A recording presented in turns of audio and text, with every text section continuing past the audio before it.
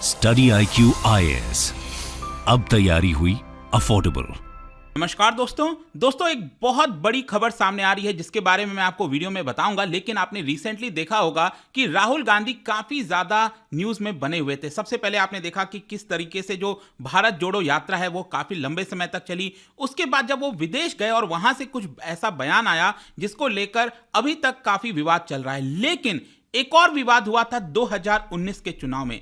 2019 के चुनाव में या फिर कोई भी चुनाव के दौरान आपने देखा होगा जो पॉलिटिकल पार्टीज हैं, जो नेता हैं, वो अलग अलग बयान देते रहते हैं। लेकिन राहुल गांधी ने कर्नाटका में एक ऐसा बयान दे दिया था और वो बयान था बेसिकली मोदी जो सरनेम है, मतलब कि ये जो मोदी सरनेम है उसको लेकर कुछ बयान दे दिया था। और उसी के ऊपर एक डिफेमेशन केस डाला गया था, फाइल किया गया था गुजरात के एक MLA के द्वारा। और उसके अंदर यहां पर उनको गिल्टी पाया गया है और 2 साल की सजा सुनाई गई है। ये आप देख सकते हो, Rahul Gandhi convicted, sentence to 2 years in jail in Modi surname defamation case. तो इसको डिटेल से जानेंगे कि एग्जैक्टली हुआ क्या, इसका इंपैक्ट क्या होगा, क्या राहुल गांधी की जो सदस्यता है MP की क्या वो छिन जाएगी, किस केस में छिनती है, वो सारी जानकारी आपको मिलने वाली है। बहुत कुछ जानने को है, चलिए आगे बढ़ते हैं। लेकिन उससे पहले ध्यान रखिएगा, अगर आप UPSC 2024 की तैयारी कर रहे हो, लेट मी टेल यू, एक बहुत इंपॉर्टेंट बैच लॉन्च किया गया है पहली बार भारत में। क्योंकि 25 मार्च से, परसों से ये जो बैच स्टार्ट हो रहा है, इसके अंदर प्रीलिम से लेकर इंटरव्यू तक की तो पूरी तैयारी कराई जाएगी। लेकिन अगर मान लीजिए आप ये बैच लेते हैं और प्रीलिम्स क्रैक कर लेते हैं तो मेंस का पूरा खर्चा स्टडी IQ उठाएगा। मतलब जितने भी लोग मेंस लिखेंगे उनको हेडक्वार्टर बुलाया जाएगा स्टडी IQ में दिल्ली के अंदर, और वहां पर रहने का, खाने का, मेंस की पूरी तैयारी का जो खर्चा है 4 महीने तक, वो हमारे द्वारा उठाया जाएगा। तो एक बड़ा मौका उन सभी स्टूडेंट्स के लिए जो काफी बड़े कोचिंग को अफोर्ड नहीं कर सकते, लेकिन आपका UPSC क्रैक कराने में हम मदद करेंगे। इसके लिए आपको हमारे वेबसाइट ऐप पर जाना है या फिर कमेंट सेक्शन में इसका लिंक दिया है, वहां पर जाकर यूज करिए कोड अंकित लाइव, ताकि आपको मैक्सिमम डिस्काउंट मिल सके और आप एनरोल करा लें। या फिर EPFO, जैसा कि आपको पता है ये जो एक बड़ी वैकेंसी निकाली गई है, इसके अंदर भी एनरोल करा सकते हैं। स्टडी IQ का ये बैच स्टार्ट हो रहा है। इसके अलावा आपको पता ही है कि मेरे इंस्टाग्राम पर अगर आपको जाएंगे तो आपको जो MCQs है वो भी अटेम्प्ट करने का मौका मिलेगा हमारे स्टोरीज के अंदर। चलिए शुरुआत करते हैं और सबसे पहले देखते हैं एग्जैक्टली हुआ क्या है। जैसा कि मैं आपको बता रहा था, कांग्रेस लीडर राहुल गांधी, वो MP हैं केरला के वायनाड से, उनको आज गिल्टी ठहराया गया और 2 साल की सजा सुनाई गई है।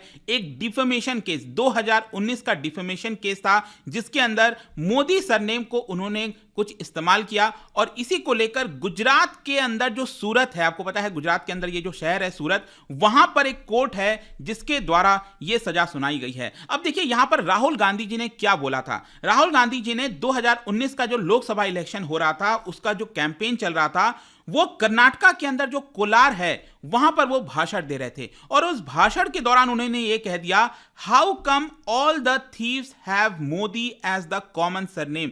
मतलब कि कहीं ना कहीं आपको इससे समझ में आ रहा होगा कि मोदी की जब हम बात करते हैं तो जब चोर की बात आती है तो कहीं ना कहीं जो नीरव मोदी है उसका नाम ध्यान में आता है, राइट। नीरव मोदी बहुत सारा पैसा लेके ये भागा हुआ है, बाहर है, तो कहीं ना कहीं वो सरनेम को एक प्रकार से इलेक्शन कैंपेन के दौरान इस्तेमाल किया और कहीं ना कहीं उसको माध्यम से टारगेट किया जा रहा था नरेंद्र मोदी को। क्योंकि नरेंद्र मोदी जी जो प्राइम मिनिस्टर है उनका भी नाम, उनका भी सरनेम है वो भी मोदी है और नीरव मोदी का भी मोदी है। तो बेसिकली उन्होंने ये कह दिया कि ज्यादातर जो चोर हैं उनका सरनेम मोदी क्यों होता है।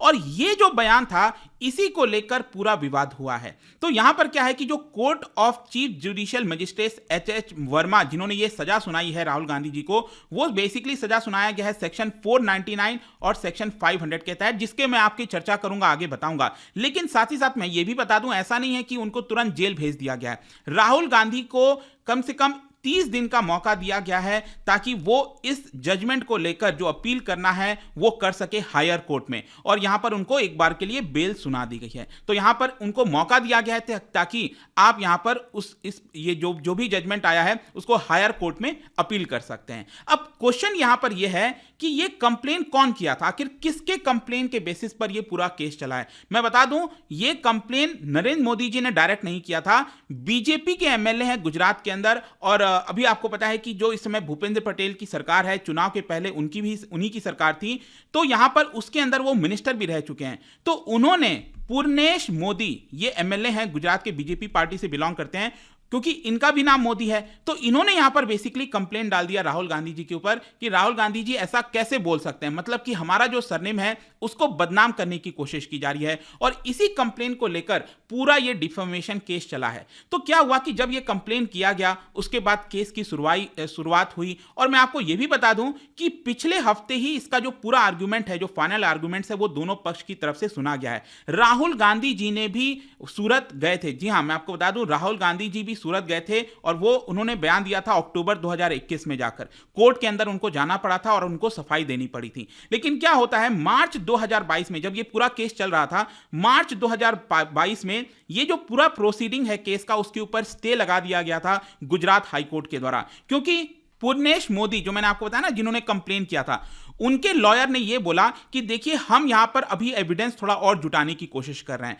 मतलब कि जो बयान दिया गया है, उसका जो सीडी है, जो रिकॉर्डिंग है, जो पेन ड्राइव है, वो सारी चीजें हम जुटा लेते हैं। तो हमें थोड़ा वक्त चाहिए। हम चाहते हैं कि इसको लेकर थोड़ा सा स्टे लगा दिया जाए कुछ देर के लिए। और कुछ समय के बाद ये स्टे खत्म हुआ और फाइनली पिछले महीने से ये पूरा जो केस की सुनवाई है वो वापस से रिज्यूम हुई थी। और पिछले हफ्ते ये पूरी आर्गुमेंट सुना गया, खत्म किया गया और अब जाकर यहां पर गुजरात के कोर्ट के द्वारा, सूरत के कोर्ट के द्वारा यह फैसला आया है। देखिए, राहुल गांधी जी की तरफ से भी, उनके जो लॉयर हैं, उनकी तरफ से भी कुछ आरोप लगाए गए हैं। सबसे पहले तो राहुल गांधी जी के लॉयर का यह कहना है कि देखिए, जो भी कोर्ट की प्रोसीडिंग हुई है वो पूरी तरह से फ्लॉड है। जी हां, यहां पर इनकी तरफ से भी बयान आ रहा है कि ये लोग का कहना है कि यहां पर जो भी प्रोसीडिंग चला है, कोर्ट का जो भी कार्रवाई हुआ है, वो पूरी तरह से रॉन्ग है। क्योंकि कई सारे जो सीआरपीसी हैं, कोड ऑफ क्रिमिनल प्रोसीजर, जैसे कि अंडर सेक्शन 202, ये सारी चीजों को फॉलो नहीं किया गया। फिर साथ ही साथ राहुल गांधी जी के लॉयर का एक और कहना था कि देखिए, हमने टारगेट किया था डायरेक्टली नरेंद्र मोदी को, लेकिन कंप्लेन किसके द्वारा किया गया है? पूर्णेश मोदी के द्वारा। तो एक तो गलत यह बात है कि पूर्णेश मोदी को कंप्लेन नहीं करना चाहिए था डिफेमेशन का, यह कंप्लेन डायरेक्टली आना चाहिए था नरेंद्र मोदी जी की तरफ से। तो यह भी आरोप यहां पर उनके द्वारा लगाया गया है। तो ओवरऑल आपको यह समझना है कि यह जो सजा सुनाई गई है ना, वो सुनाई गई है as per Indian penal code section 499 और सेक्शन 500, जो कि डिफेमेशन से डील करता है। तो आपके एग्जाम पॉइंट ऑफ व्यू से जितने भी लोग यूपीएससी अदर कॉम्पिटिटिव एग्जाम्स की तैयारी कर रहे हैं, उनको अब पता होना चाहिए कि सेक्शन 499 और ये 500 है क्या। सबसे पहले तो आप ये समझिए डिफेमेशन का मतलब क्या होता है।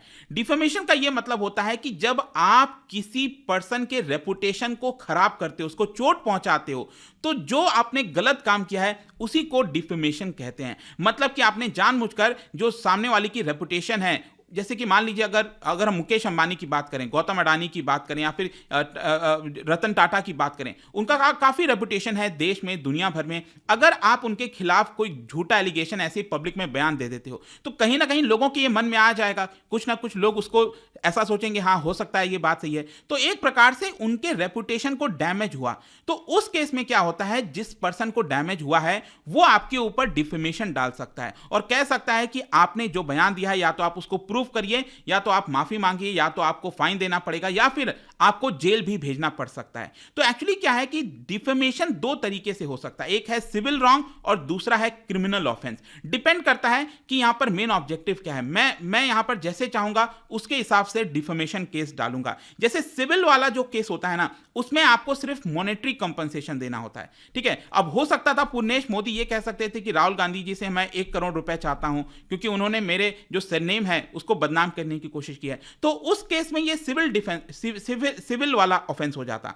लेकिन जो क्रिमिनल ऑफेंस होता है उसमें मकसद होता है उस पर्सन को जेल पहुंचाना, ताकि फ्यूचर में कोई और उस तरह से गलत इस्तेमाल ना करें, इस तरह के बयान ना दे। तो यहां पर आप समझ ही गए होंगे कि 2 साल की सजा हुई है, मतलब कि ये क्रिमिनल जो ऑफेंस है डिफेमेशन का, वो फाइल किया गया था पूर्णेश मोदी के द्वारा। अब देखिए, क्रिमिनल केस में क्या होता है ना, दोनों में और क्या डिफरेंस है। क्रिमिनल केस में क्या है कि defamation has to be established beyond reasonable doubt. मतलब कि अगर राहुल गांधी जी ने कोई बयान दिया है मोदी सरनेम का इस्तेमाल करके, तो मोदी सरनेम वाले जितने लोग हैं उनके रेपुटेशन को ठोस पहुंचा है, उनके रेपुटेशन को बियॉन्ड डाउट यहां पर सिद्ध किया गया है कि हां उसमें प्रॉब्लम हुई है, यहां पर रेपुटेशन को ठेस पहुंचाई गई है। लेकिन सिविल डिफेमेशन में क्या होता है, प्रोबेबिलिटीज होती हैं कि आपने ये बयान दिया तो हो सकता है आगे चलकर मेरा ये प्रोबेबिलिटी हो सकता था कि मुझे ये प्रॉब्लम हो सकती थी, राइट। तो उस तरह की जो प्रोबेबिलिटीज की बात होती है तो वो सिविल डिफेमेशन में आपको सिद्ध करना होता है। लेकिन क्रिमिनल वाले केस में आपको बताना होता है कि हाँ मुझे एक्चुअल में ठोस पहुंचा है, मुझे प्रॉब्लम हुई है ये बयान की वजह से।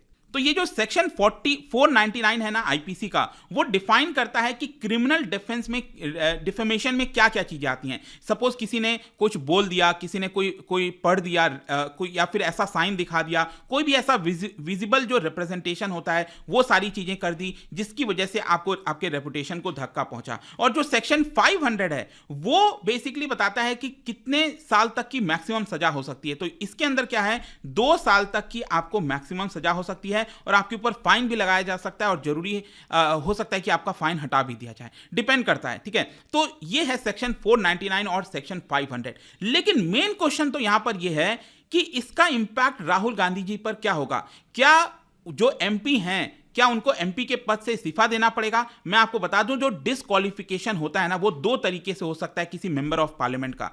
सबसे पहला है आपका which is related to conviction listed in section 8(1) of representatives of people's act. आपको पता होगा रिप्रेजेंटेशन ऑफ पीपल्स एक्ट 1951 का है, जिसमें चुनाव वगैरह से रिलेटेड चीजें आती हैं, राइट।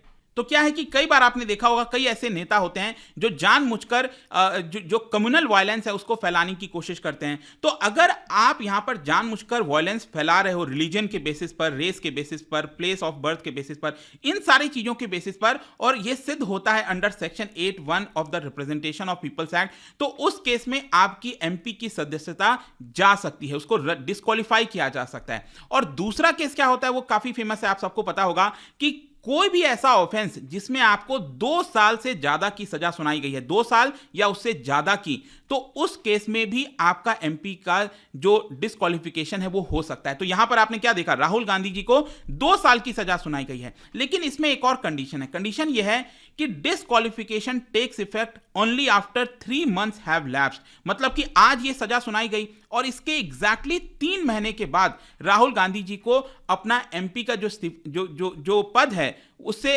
डिस्क्वालीफाई कर दिया जाएगा। लेकिन इसमें एक चीज यह है कि अगर मान लो राहुल गांधी जी अपील कर देते हैं और ये जो कोर्ट का फैसला आया है उसके ऊपर स्टे लग जाता है, तो फिर वो एमपी बने रहेंगे। ठीक है, तो जरूरी यहां पर यही हो जाता है कि क्या वो अपील करते हैं कि नहीं, और ऑब्वियस सी बात है वो अपील करेंगे इस पूरे मामले को लेकर। और इनका पहला रिएक्शन भी आया है, मैं यहां पर देख रहा था वीडियो बनाने के जस्ट पहले, ट्विटर पर जो है उन्होंने लिखा है राहुल गांधी जी ने, मेरा धर्म सत्य और अहिंसा पर आधारित है, सत्य मेरा भगवान है, अहिंसा उसे पाने का साधन। ये महात्मा गांधी जी का जो कोट है वो उन्होंने यहां पर जस्ट लिख दिया है, डायरेक्टली उनकी तरफ से ऐसा कोई और बयान नहीं आया है। और ऑपोजिशन ने बेसिकली कॉन्स्पिरेसी बताई है ये सारी चीजों को लेकर कि जानबूझकर जो ऑपोजिशन लीडर्स हैं उनको खत्म करने की कोशिश की जा रही है। तो ये पूरा मामला था। आई होप कि इससे रिलेटेड जितनी भी चीजें थी वो आपको समझ में आ गई होंगी। और जाने से पहले एक इंटरेस्टिंग क्वेश्चन क्या आप बता सकते हैं कि रिप्रेजेंटेशन ऑफ पीपल एक्ट 1951 जो मैंने आपको बताया, इसमें कई सारे प्रोविजंस हैं, इन 4 में कौन सा वो प्रोविजन नहीं है ये आपको बताना है। इसका राइट आंसर आप सबको पता है, मेरे इंस्टाग्राम पर तो मिलेगा ही, वहां पर अगर आप नहीं हो कोई बात नहीं, टेलीग्राम से भी ले सकते हैं इसका सही उत्तर। मैं कई सारे जो एमसीक्यूज हैं वो यहां पर स्टोरीज में डालता रहता हूं। बाकी अगर आपको पीडीएफ चाहिए तो टेलीग्राम पर आइए, अलग अलग सोशल मीडिया पर आप जुड़ पाओगे। और जैसा मैंने बताया था, यूपीएससी की अगर आप तैयारी कर रहे हो, प्रीलिम्स टू इंटरव्यू तक का ये बहुत ही यूनिक बैच ये परसों से स्टार्ट हो रहा है। Don't miss this, use code Ankit live ताकि आपको एक्स्ट्रा डिस्काउंट मिल जाए। होप की वीडियो आपको पसंद आया होगा। मिलता हूं आपसे next time, till then thank you very much, see you soon. Study IQ IAS, अब तैयारी हुई अफोर्डेबल।